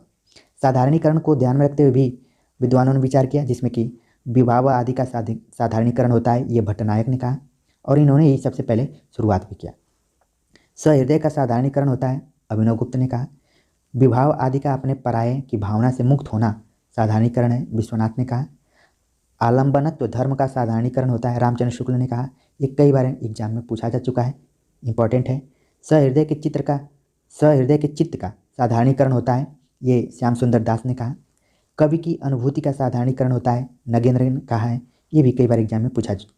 तो जितने भी यहाँ पर साधारणीकरण की चर्चा हुई है ये सभी मोस्ट इंपॉर्टेंट है, ध्यान में रखिए। बाकी आपने पहले भी पढ़ लिया होगा, क्योंकि सिलेबस पर हम चर्चा कर रहे हैं तो एक रिवीजन हो रहा है। शब्द शक्तियों की चर्चा करें तो 3 शब्द शक्तियाँ मानी जाती हैं, अभिधा लक्षणा व्यंजना। ठीक। काव्य गुणों की चर्चा करें तो प्रसाद माधुर्य ओज 3 प्रमुख काव्य गुण हैं। बाकी आचार्यों ने अलग अलग माना है, जिसमें कि भरतमुनि ने 10, वामन ने 20 और भोजराज ने 24 गुण भी माने हैं। काव्य दोषों की चर्चा करें तो मुख्य रूप से 3 माने जाते हैं, शब्द अर्थ और रस के दृष्टिकोण से। बाकी आप पढ़ेंगे तो ग्राम्यत्व दोष, न्यून पदत्व दोष, अश्लीलित्व दोष, ठीक है, श्रुति कटुत्व दोष, बहुत सारे दोष भी हैं। तो इस पर ऑलरेडी भी पहले मैंने वीडियो बनाए थे, उम्मीद है कि आप लोग देखे होंगे। नहीं देखे होंगे तो जब दोबारा नए सिरे से तैयारी शुरू होगी तो ज़रूर देखिए। ये तो भारतीय हो गया। अब पाश्चात्य पर चर्चा करें तो प्लेटो को पढ़ना है। प्लेटो का जो समय है वो 427 ईसा पूर्व से लेकर 347 ईसा पूर्व के बीच में है। इन्होंने अनुकरण नामक सिद्धांत दिया। अनुकरण जो शब्द है यूनानी शब्द मिमेसिस, ये टाइप करने में थोड़ा सा दिक्कत हो रही थी तो इसलिए लिख दिया गया। मिमेसिस का हिंदी अनुवाद है अनुकरण। प्लेटो का मानना है कि कला जगत वस्तु जगत का अनुकरण है। कला जगत अनुकरण का अनुकरण होने से सत्य से 3 गुना दूर है, ये सब मानना है प्लेटो का। और प्लेटो की रचना थी रिपब्लिक। प्लेटो के बाद अरस्तु को आपको पढ़ना है। अरस्तु का जो समय है वो 384 से लेकर 322 ईसा पूर्व के बीच में है। इन्होंने भी अनुकरण का सिद्धांत पर चर्चा किया। अरस्तु का मानना था कि काव्य या कला प्रकृति की अनुकृति है, पर एकदम नकल न होकर उसका पुनः प्रस्तुतिकरण है। ये कई बार एग्जाम में पूछा जा चुका है, CGPSC के एग्जाम में आया था, इसके अलावा अन्य प्रतियोगी परीक्षाओं में भी आ चुका है। तो अनुकरण के संदर्भ में अरस्तु का मानना है कि काव्य या कला प्रकृति की अनुकृति है, ठीक है, पर एकदम नकल न होकर उसका पुनः प्रस्तुतिकरण है। अगली बात लिखते हैं कि चित्रकार अथवा किसी भी अन्य कलाकार की ही तरह कवि अनुकरता है। कई बार एग्जाम में पूछा जा चुका है कि अरस्तु ने कवि को कैसा माना है, तो ऑप्शन में अनुकर्ता शब्द रहता है, जो कि इसका सही जवाब होगा। अनुकरण के अलावा अरस्तु ने अन्य कुछ सिद्धांतों पर चर्चा किया है, जिसमें कि ट्रेजेडी का सिद्धांत है, जिसको कि हिंदी में त्रासदी का विवेचन कहा जाता है, जिसमें उन्होंने कुल 6 अंगों पर चर्चा किया है। कथानक, चरित्र, विचार, पदयोजना, गीत और दृश्य। तो ये इससे भी प्रश्न आते रहे हैं, ध्यान में रखिए। अगला जो मोस्ट इंपॉर्टेंट सिद्धांत है विरेचन का सिद्धांत। विरेचन जो शब्द है ये यूनानी शब्द कैथारसिस का हिंदी में अनुवाद है, और ये जो सिद्धांत है चिकित्सा शास्त्र पर आधारित है। कई बार एग्जाम में ये पूछा जा चुका है कि चिकित्सा शास्त्र पर आधारित कौन सा सिद्धांत है, विरेचन का सिद्धांत। तो उम्मीद है कि प्लेटो और अरस्तु दोनों आपको समझ में आ गए होंगे, उनके जो मेन पॉइंट्स हैं वो भी समझ में आ गए होंगे। अगले जो पाश्चात्य विचारक हैं वर्ड्सवर्थ, जिनका जन्म 1770 ईस्वी में और निधन 1850 ईस्वी में हुआ। इन्होंने काव्य भाषा नामक सिद्धांत दिया। वर्ड्सवर्थ ने काव्य भाषा के 3 मान्यताओं को प्रस्तुत किया, जिसमें पहली जो मान्यता है उनका मानना था कि काव्य में ग्रामीणों की दैनिक बोलचाल की भाषा का प्रयोग होना चाहिए। ये पॉइंट एग्जाम में आ चुका है। दूसरा था कि काव्य और गद्य की भाषा में कोई तात्विक भेद नहीं है, लेकिन छंद के वजह से थोड़ा सा भेद हो जाता है, ठीक है। तीसरा उनका पॉइंट है कि प्राचीन कवियों का भावोद्बोध जितना सहज था उनकी भाषा उतनी ही सरल थी। भाषा में कृत्रिमता और आडंबरवाद के कवियों की देन है, आडंबरवाद के कवियों की देन है। तो ये कृत्रिमता और आडंबर, इनको भी ध्यान में रखिए कि इस पर भी वर्ड्सवर्थ का ध्यान गया है। और कहना है कि प्राचीन कवियों में कृत्रिमता और आडंबर नहीं थे, ये जो बाद के कवि आए उन्होंने इसमें प्रयोग करना शुरू कर दिया। वर्ड्सवर्थ का यह भी मानना है कि काव्य और गद्य में जो अंतर है वो छंद के कारण है, तो ध्यान में रखिए। अगले जो विचारक हैं कालरीज और वर्ड्सवर्थ, इन दोनों का समय आस-पास का है। 1772 में कालरीज का जन्म हुआ और ये लोग मित्र भी थे। एक मैंने पाश्चात्य काव्य शास्त्र पर अच्छी वीडियो बनाया था, आप लोगों ने देखा होगा, ऐसी उम्मीद करता हूँ। कालरीज ने कल्पना और फैंटेसी नामक सिद्धांत दिया। जब भी इस तरीके के सवाल आए तो तुरंत कालरीज से आप इसको जोड़िए। कालरीज प्रत्ययवादी थे और उनकी काव्य संबंधी धारणा जयवादी सिद्धांत पर आधारित है। ये प्रश्न आ चुका है यूजीसी एनटीए नेट में कि जो कालरीज का सिद्धांत है किस पर आधारित है? जयवादी सिद्धांत पर। कालरीज के अनुसार कविता रचना का वह प्रकार है जो वैज्ञानिक कृतियों से इस अर्थ में भिन्न है कि उसका तात्कालिक प्रयोजन आनंद है, सत्य नहीं, और रचना के अन्य सभी प्रकारों से उसका अंतर यह है कि संपूर्ण से वही आनंद प्राप्त होना चाहिए जो उसके प्रत्येक अवयव से प्राप्त होने वाली स्पष्ट संतुष्टि के अनुरूप हो। तो इनका सिद्धांत आप ध्यान में रखिए और किस पर आधारित है उसको रखिए, ठीक है। अगले जो विचारक हैं टी.एस. इलियट को पढ़ना है हमें। इनकी कुछ रचनाएं परीक्षाओं में पूछ ली जाती हैं क्रम के अनुसार कि कौन सा क्रम सही है। द सेक्रेड वुड 1920 में, होमेज टू जॉन ड्राइडेन 1924 में, 1933 में the use of poetry and the use of criticism का प्रकाशन हुआ था, और 1957 में ऑन पोएट्री एंड पोएट्स का प्रकाशन हुआ। इन्होंने 5 नाटकों की भी रचना की जिसमें कि murder in the cathedral, family reunion, the cocktail party. एक बार एग्जाम में ये पूछा जा चुका है, द कॉकटेल पार्टी किसकी रचना है? तो ये है इलियट की। बाकी इलियट के जो प्रमुख सिद्धांत रहे हैं, निर्वैयक्तिकता का सिद्धांत कई बार पूछा जाता है और अज्ञेय से जोड़कर इनको देखा जाता है। निर्वैयक्तिकता का सिद्धांत है रोमांटिक कवियों की व्यक्तिवादिता के विरोध में ये इन्होंने दिया है। दूसरा इनका जो महत्वपूर्ण सिद्धांत है वो है परंपरा की अवधारणा, ये भी एग्जाम में पूछ लिया जाता है। अगले जो इसमें पढ़ने हैं आपको आई.ए. रिचर्ड्स, जिनके कि 3 सिद्धांतों को पढ़ना है, मूल्य सिद्धांत, संप्रेषण सिद्धांत, काव्य भाषा सिद्धांत, ठीक। तो जब भी परीक्षा में मूल्य सिद्धांत, संप्रेषण सिद्धांत पूछा जाए कि किसका है तो आई.ए. रिचर्ड्स इसका सही जवाब होगा। इसके अलावा आपको रूसी रूपवाद पढ़ना है, ये थोड़ा सा नया होगा या फिर प्रायः ये कम ही जगह पढ़ाया जाता है। तो रूसी रूपवाद क्या है? रूपवाद शब्द अंग्रेजी के फॉर्मलिज्म का हिंदी पर्याय है। इसका प्रादुर्भाव रूस में हुआ, इसलिए इसे रूसी रूपवाद भी कहते हैं। रूपवाद एक प्रकार का कलावादी आंदोलन है जो 20वीं सदी के दूसरे दशक में शुरू हुआ। रचना में सामाजिक मूल्य, संदेश अथवा कथ्य की तुलना में रूप और तकनीक पर अधिक इसमें जोर दिया गया, यानी कि जो फॉर्म है, ठीक, जो शिल्प जिसको बोला जा सकता है उस पर ज़्यादा जोर दिया गया है, इस कारण इसे रूपवाद कहा गया। प्रयोग करने वाले कौन कौन से हैं? जिसमें कि विक्टर स्लोवस्की का नाम आता है, रोमन जोसेफसन का नाम आता है, ठीक है। इन लोगों का मुख्य रूप से जब भी रूपवाद का नाम लिया जाएगा तो इन दोनों का नाम प्रमुख रूप से आता है। रूपवादी पूरा बल भाषा पर देते हैं। कई बार एग्जाम में पूछ लिया जाता है कि रूपवाद के केंद्र में क्या है, तो रूप है तकनीक और भाषा। साहित्य की भाषा का चयनित और उदात्त रूप होता है, क्योंकि रचना में इनकी दृष्टि में रचनाकार के दृष्टिकोण से भी अधिक महत्वपूर्ण इसकी भाषा की संरचना है, यानी कि भाषा पर ज़्यादा इन्होंने जोर दिया है। तो इस चीज़ को ध्यान में रखिए बस। अगली जो चीज़ है नई समीक्षा का प्रथम प्रयोग स्पिनगर ने किया था और पहली बार इसको परिभाषित किया जॉन क्रो रैनसम ने, तो इसको ध्यान में रखिए। आगे आपके पाठ्यक्रम में दिया है मिथक क्या है। मिथक जो कल्पित और पौराणिक या मनगढ़ंत होता है वो मिथक कहलाता है, जिसको कि अंग्रेजी में मिथ कहते हैं।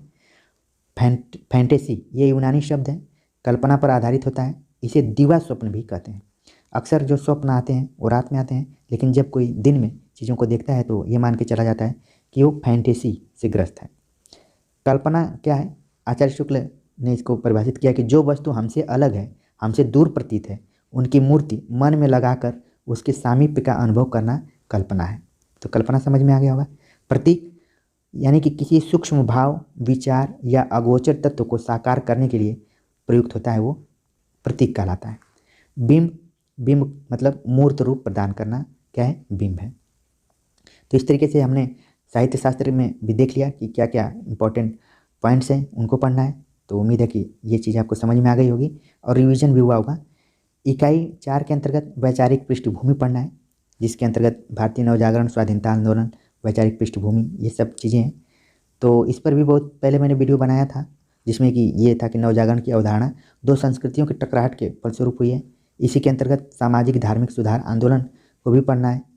हिंदी नवजागरण पर चर्चा करें तो हिंदी जाति की अवधारणा, हिंदी नवजागरण की जो समस्याएं खासतौर से रामविलास शर्मा के दृष्टिकोण से उसको पढ़ना है। खड़ी बोली आंदोलन, खड़ी बोली आंदोलन की जब चर्चा की जाती है तो हिंदी उर्दू विवाद भी सामने आ जाता है, और अदालती भाषा को लेकर जो संघर्ष चले हैं वो भी आ जाता है पॉइंट। साहित्य की भाषा के रूप में खड़ी बोली कैसे प्रतिष्ठित हुई, इसको भी ध्यान में रखना है। इसके लिए फोर्ट विलियम कॉलेज में जो 4 हिंदी के गद्य लेखक उसमें शामिल रहे, इंसाअल्लाह खां, सदा सुखलाल, सदल मिश्र, लल्लूलाल, इनके बारे में और इनकी जो विशेषताएं रही उनको भी ध्यान में रखिए। बाकी भारतेंदु और हिंदी नवजागरण, महावीर प्रसाद द्विवेदी और हिंदी नवजागरण, ये कैसे तमाम जो विधाएँ, नई नई विधाएँ लेखकों द्वारा उनमें लेखन कार्य किया जा रहा था, तो उस पर कैसे उनका विकास हुआ और नवजागरण का क्या उसमें महत्व रहा है, तो इसको पढ़ना है। कुछ नए पॉइंट्स हैं। गांधीवादी दर्शन, जिसमें कि ट्रस्टशिप गांधीवादी दर्शन के अंतर्गत। अम्बेडकरवादी दर्शन के बारे में चर्चा करें तो ये समता, स्वतंत्रता, बंधुता और जो भी अपने अधिकारों के लिए आवाज़ उठाते हैं, तो इन दर्शनों के अंतर्गत आते हैं। लोहिया दर्शन के अंतर्गत आपको सप्त क्रांति के बारे में पढ़ना है और जो समाजवादी विचार है उसको ध्यान में रखना है। मार्क्सवाद के अंतर्गत 2 चीज़ों पर जोर देना है। द्वंद्वात्मक भौतिकवाद जो कि प्रकृति से संबंधित है, जबकि ऐतिहासिक भौतिकवाद मनुष्य के इतिहास से है। और मार्क्सवाद की जब चर्चा की जाती है तो जो हिंदी साहित्य की कविताओं की अगर बात करें तो प्रगतिवाद का समय रहा है, वो भी मार्क्सवाद। इसीलिए कहा जाता है कि जो राजनीति का क्षेत्र है वो मार्क्सवाद पर आधारित है और जो साहित्य का है वो प्रगतिवाद पर। मनोविश्लेषणवाद पर चर्चा करें तो फ्रायड, यूंग और एडलर का नाम इसमें आता है। कई बार सवाल पूछा जाता है कि कौन मनोविश्लेषणवादी है, कौन नहीं है। अस्तित्ववाद की चर्चा की जाए तो किर्केगार्ड, नीत्शे, सार्त्र, इन लोगों का नाम आता है। उत्तर आधुनिकता के बारे में बात करें तो इसके जनक के रूप में ल्योतार को माना जाता है, और इसके अलावा फ्रेडरिक जैम्सन का भी नाम आता है। और प्रायः ये सवाल उठाया जाता है कि जो उत्तर आधुनिकता है, आधुनिकता के विरोध में है कि उसका विकास है, इसको लेकर भी डिबेट है बहुत। अगर अस्मिता मूलक विमर्श के बारे में चर्चा करें जो कि आपके पाठ्यक्रम में है, तो इसमें 4 पॉइंट्स पर बात करना है। दलित विमर्श, स्त्री विमर्श, आदिवासी विमर्श, अल्पसंख्यक विमर्श। दलित विमर्श में जो भी सामाजिक राजनीतिक सरोकार रहे हैं उनके बारे में पढ़ना है, और जूठन इत्यादि का नाम आपने पढ़ा होगा, मुर्दैया, ये सब। तो कुछ जो दलित कहानीकार हैं, आत्मकथाकार हैं, दलितों में सबसे जो प्रमुख विधा सामने उभर कर आई वो आत्मकथा रही। इसके अलावा महिलाओं का भी कुछ वही स्थिति। तो स्त्री विमर्श को ध्यान में रखते हुए इसकी शुरुआत तो मीराबाई, महादेवी से होते हुए स्वाधीनता आंदोलन के स्वतंत्रता के बाद बहुत सारी महिलाएं इस क्षेत्र में आईं और अपना लेखन करना शुरू की, और वर्तमान में भी चल रहा है। तो ध्यान रखिए, आपको 2000 ईस्वी के आसपास की ही रचनाओं को पढ़ना है, और बाकी उस समय के जो रचनाकार हैं उनको ध्यान में रखिए। आदिवासियों का जल, जंगल, जमीन, ये मुख्य मुद्दा रहा है। खासतौर से एक है ग्लोबल गांव के देवता रणेंद्र का उपन्यास, वो कई बार पूछ लिया जाता है। अल्पसंख्यकों के बारे में भाषा के दृष्टिकोण से और सुरक्षा के दृष्टिकोण से इनको पढ़ना है। तो ये कुछ अस्मितामूलक विमर्श हैं। अगर इकाई 5 के बारे में चर्चा करें तो हिंदी कविता को लेकर बहुत पहले ही हमने बात कर लिया है, फिर भी थोड़ा सा रिमाइंड के लिए ध्यान में रखिए कि पृथ्वीराज रसो का रेवा तट पढ़ना है, अमीर खुसरो की पहेलियाँ मुकरियाँ, कबीर जो कि हजारी प्रसाद द्विवेदी द्वारा संपादित पुस्तक, इसका प्रकाशन 1942 में हुआ था, वो, जैसी ग्रंथावली रामचंद्र शुक्ल, नागमती वियोग खंड पढ़ना, सूरदास का भ्रमर गीत सार रामचंद्र शुक्ल का। तो कई बार रचनाओं को ध्यान में रखिए, यही सीधे सीधे पूछ लिया जाता है कि किसने लिखा है, किसने संपादित किया है, तो आपका एक भी प्रश्न इधर उधर नहीं जाए, इसलिए हर एंगल से बताने की कोशिश की जा रही है। तुलसीदास का रामचरितमानस जो कि उत्तरकांड आपको पढ़ना है इसमें, और इसमें कुल 7 कांड हैं, 7 कांड का क्रम ध्यान में रखिए। बिहारी सतसई, जबकि यहाँ पर बिहारी रत्नाकर होना चाहिए, जगन्नाथ दशरथ रत्नाकर ने इसका संपादन किया, ठीक। तो इसके बारे में मैंने डिटेल से बता दिया है, बस रिमाइंड कर रहा हूँ। घनानंद कवित विश्वनाथ प्रसाद मिश्र द्वारा जो संपादित है उसको, मीरा विश्वनाथ त्रिपाठी। तो ये संपादकों को ध्यान में रखिए, कई बार यही प्रश्न के रूप में आ जाते हैं। अयोध्या सिंहोपाध्याय हरिऔध का प्रियप्रवास, मैथिली शरण गुप्त का भारत भारती, साकेत जयशंकर प्रसाद का आंसू कामायनी, जिसमें कि आपको श्रद्धा लज्जा ईड़ा यानी कि मैंने बताया था 369, तो तो इसको ध्यान में रखिए। निराला की कुछ कविताएं जूही की कली, जागो फिर एक बार, सरोज स्मृति, राम की शक्ति पूजा, कुकुरमुत्ता, बाधो न नाव इष्ठाओं बंधु निराला की। सुमित्रा नंदन पंत की दो कविताएं, परिवर्तन, प्रथम रश्मि। एक कविता और है जो कि पाठ्यक्रम में थोड़ा सा दूसरी जगह लिख दिया है, दुर्त झरो जगत के जीर्ण पत्र। ये भी क्योंकि कई बार ना ये पंक्तियाँ भी सीधे सीधे उठा ली जाती हैं, तो इसलिए ये मालूम होना चाहिए कि ये हमारे सिलेबस में लगी थी। कई बार अजनबी टाइप की पंक्तियाँ आ जाती हैं तो लगता है कि आउट ऑफ सिलेबस प्रश्न बन गया। महादेवी वर्मा, बीन भी हूँ मैं तुम्हारी रागनी भी हैं हूँ, ठीक, मैं नीर भरी दुख की बदरी, फिर विकल हैं प्राण मेरे, यह मंदिर का दीपक इसे नीरव जलने दो। दुर्त झरो जगत के जिनपत्र ये पंत का है, जबकि पाठ्यक्रम में ये गलत जगह लिख दिया गया है। इस पर मैंने बहुत पहले सवाल उठाया था, उस वीडियो को भी आपने देखा होगा। रामधारी सिंह दिनकर की दो रचनाओं को पढ़ना है, उर्वशी जिसका कि तीसरा अंक है, और रश्मि रथी जो कि कर्ण को केंद्र में रखकर लिखी गई। नागार्जुन, कालिदास, बादल को घिरते देखा, अकाल और उसके बाद, खुरदरे पैर, शासन की बंदूक, मनुष्य हूँ। अज्ञेय की रचनाएं, कलगी बाजरे की, यह दीप अकेला, हरी घास पर क्षण भर, असाध्य बीड़ा, कितनी नाव में कितनी बार। भवानी प्रसाद मिश्र, गीत फरोश, सतपुड़ा के जंगल, मुक्तिबोध, भूल गलती, ब्रह्म राक्षस, अंधेरे में, तीन रचनाएं हैं। धूमिल, नक्सलबाड़ी, मोचीराम, अकाल दर्शन, रोटी और संसद, इसको पढ़ना है।